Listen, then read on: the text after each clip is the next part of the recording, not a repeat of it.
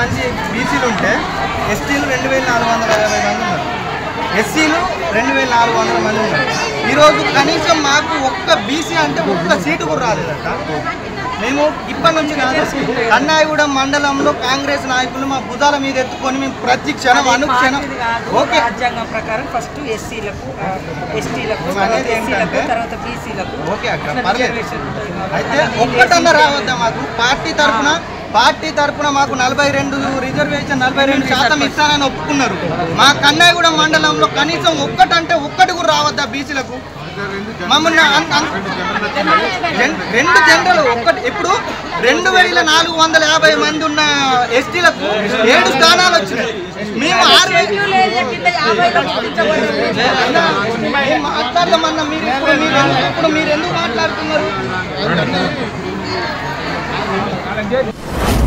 మీ వ్యాపారం అభివృద్ధి కావాలని కోరుకుంటున్నారా?